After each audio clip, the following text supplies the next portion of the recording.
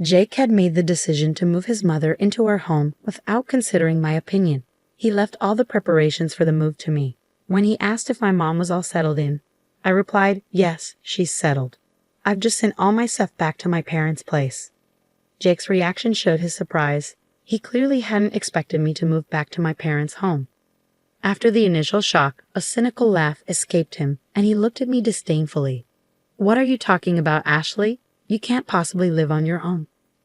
Little did Jake know about my determination and how much I've been earning lately. He assumed that spending all day in front of a screen meant I couldn't manage on my own. But he was wrong.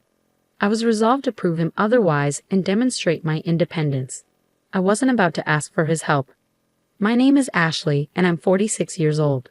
Jake and I have been married for about 20 years with no children between us. My husband, an elite banker, has a penchant for fussing over details.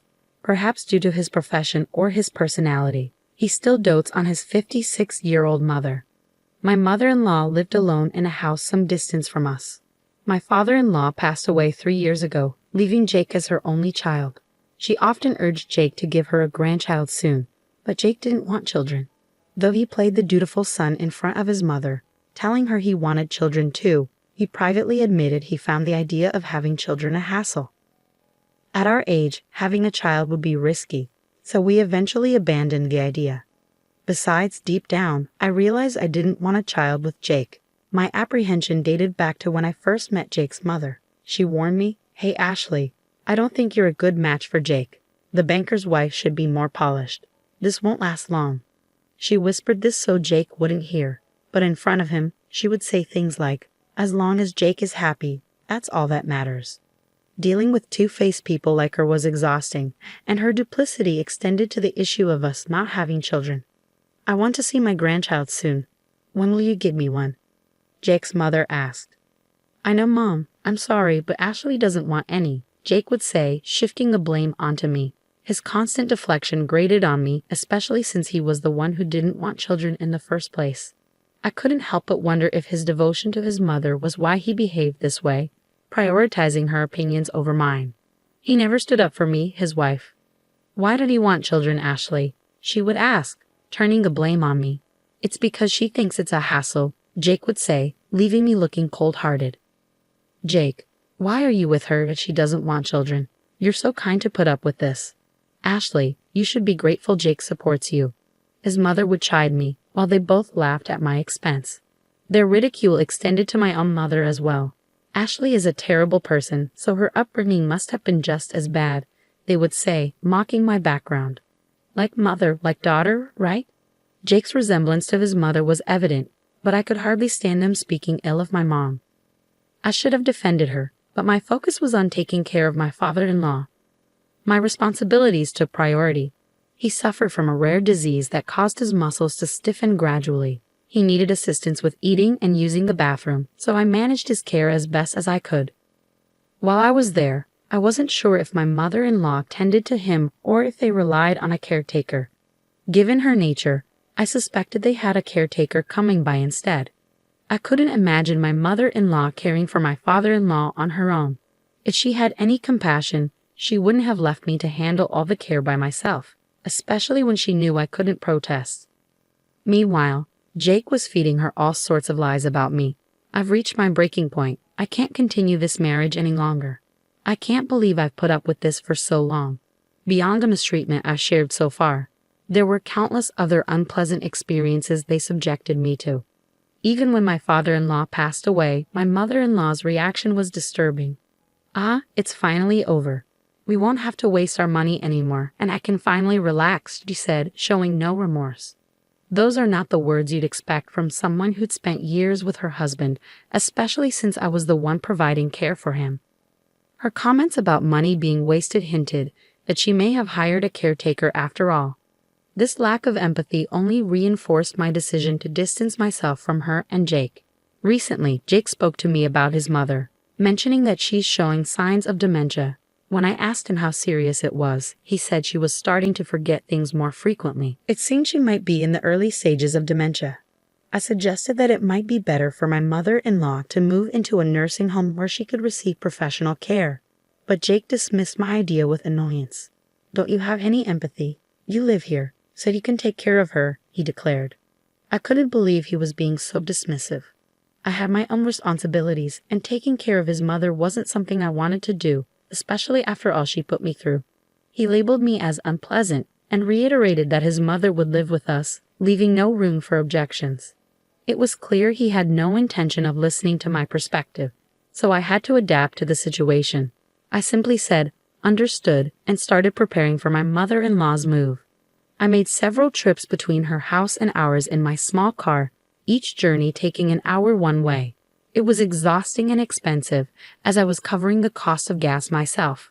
Though I could have asked a friend for help, I worried Jake's pride would lead him to anger if he found out.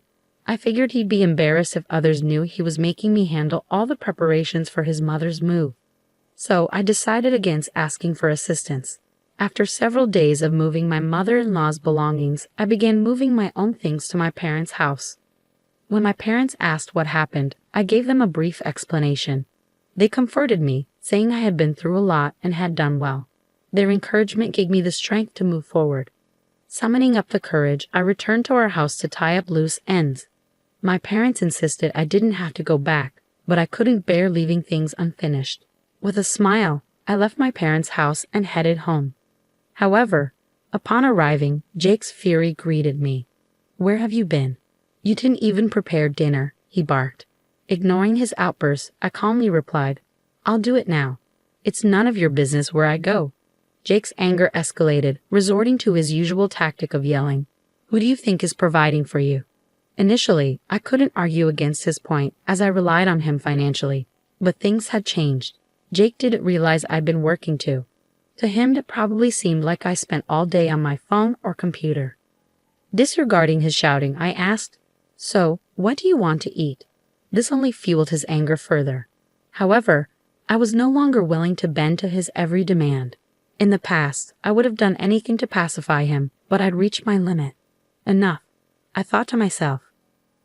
Jake, sensing my newfound resolve, declared, "I can't eat with you.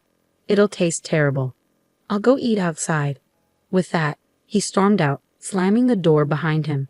In the past, I would have panicked, but not anymore. In the past, I would have rushed out in tears to find him, giving him exactly what he wanted. But I wasn't that person anymore. Instead, I thought, if I don't have to prepare dinner, that's a win. I grabbed my car keys to go out and get some food. But when I opened the door, I found Jake standing there. "Why didn't you come after me?" he demanded. I sighed, weary of his behavior. "You were the one who said a meal with me would be unappetizing, so why would I chase after you?" I responded, frowning as I waited for him to understand. He babbled some nonsense about how I usually followed him when he stormed off. We went back inside, but Jake continued sulking like a child, behavior unbefitting a 56-year-old man. It was frankly repugnant. When I remained silent, Jake continued in his foul mood. "Did you finish moving my mom?" Jake had made the decision to move his mother in without consulting me, and he left me to handle all the arrangements. "Yes, I finished," I replied, "and I've also moved my belongings to my parents' house." He seemed taken aback, not expecting me to take such a step. He gave me a condescending smirk. "What are you saying? You can't live on your own. You spend all your time on your phone or computer. You can't manage without me." "Don't be ridiculous," I countered. "I can absolutely live on my own, and I'll prove it to you. You may not realize it, but I can support myself just fine." Jake dismissed my confidence. "That's an obvious lie. Why bother telling it?" I held my ground. "What makes you think it's a lie?" Jake continued his belittling tone. "You've only been able to live because of me. If I'm not around, you wouldn't last a single day because you can't make money." I couldn't understand why Jake doubted my ability to earn money, but I didn't press the point. Instead, I simply said, "Even if I explained it to you, you wouldn't believe me. I'm going back to my parents' house." Jake responded, "If you're going back to your parents' house, we should get divorced. Don't come running back in tears later. Do whatever you want, but I predict you'll regret the divorce within 3 days and come back crying." "That's fine," I replied, calmly taking the divorce papers Jake had prepared. "Please sign here." Jake signed the papers with an arrogant smile, but I just glared at him, grabbed the papers, and left for my parents' house. Jake seemed surprised that I followed through, and he called me several times, but I ignored him. However, after 2 days of silence, Jake started calling again. At first, I didn't answer, fearing he might be abusive. But then a voicemail from Jake made me listen. "Ashley, are you upset? I'll forgive you. Just come back," he said. The audacity of his words angered me. He had been the one to propose divorce, and yet he expected me to seek forgiveness from him. I knew I would never forgive him. Determined to confront him, I resolved to answer his next call. However, despite my decision, Jake didn't contact me again for a while. I assumed he had given up, but then 2 weeks after his voicemail, the phone rang. "Hello," I answered. "Ashley," Jake said, sobbing on the other end of the line. I was taken aback, wondering why a grown man was crying. I remained silent, but then I heard a strange scream from behind Jake. At the same time, he shouted, "Stop it, Mom." It was clear to me that his mother's dementia had escalated beyond his control. "Ashley, it's my fault. Please come back," he pleaded. "I don't know what you're talking about," I replied. "I left so you can go back." "I don't want to come back." "Please," he insisted. "I can't handle my mother with dementia and work at the same time. You must be struggling without my money." "I'm not struggling, and I have no desire to return," I said firmly. "We're a couple, right? Couples help each other." "Yes, they do, but we are no longer a couple." "We are strangers now," I countered. Jake protested, "I'm in so much trouble." "But when I was suffering, you didn't help me. You and your mother just laughed at me." "Okay, fine, I'll pay you." "How much do you want to look after my mom?" "I'll pay. You'll come, right?" "Do you really think you can buy my help?" I retorted. "Besides, I earn more than you now, Jake." "What?" he asked, shocked. I had never told him because Jake was the type to disapprove of me working. When I had mentioned wanting a part-time job, he had erupted in anger. Women should only do housework at home. It's shameful to work outside. It makes me look like I don't earn enough. Because of Jake's pride, I had to work in secret. I worked hard to earn money in ways Jake wouldn't discover. "What job were you doing behind my back?" he asked. "Stock trading," I replied. "A friend taught me how to do it, and I've been successful. Now I'm a professional trader, so you don't have to worry. I can support myself." "Please come back," he pleaded. "Why don't you take care of your beloved mother yourself? You're the one who suggested the divorce." "You actually filed the divorce papers," he said, sounding surprised. "Of course I did. I went to file them right away," I said. "If you have anything to say, please do it through a lawyer." At my cold response, Jake kept repeating, "I didn't really mean to divorce you. Please come back." But I ended the conversation, saying I was busy and hanging up. I reached out to a friend who introduced me to a lawyer, who agreed to represent me right away. From then on, all communication with Jake was done through the lawyer. The process took some time, but I managed to finalize the divorce. According to my lawyer, Jake's situation worsened. My mother-in-law's wandering habits had intensified, and she often snuck out at night and dined and dashed at convenience stores. She had been banned from numerous places, and at home, she smeared filth on the walls and ate things she shouldn't, causing chaos. Her shrill screams led to frequent complaints from neighbors and regular visits from the police. Despite the severity of the situation, Jake refused to use day services for his mother, citing his pride. "People might think I'm a bad son if I leave my mother with a day service. It's shameful. It's not something a capable man like me should do. Everything would be fine if Ashley just came back." As I heard about Jake's downward spiral, I learned he had become a shadow of his former self. His once robust frame was now thin and hollow-eyed, likely from lack of sleep.